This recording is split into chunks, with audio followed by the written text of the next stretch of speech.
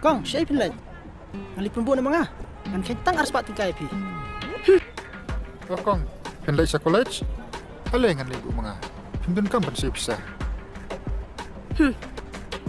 Kong, yang lagi mga. Pasoy mana ba ngabun kam dan kerfuan.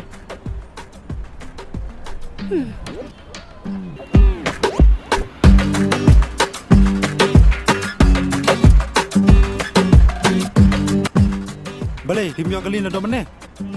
Yo, ngalin rin mga IP. Ah, best.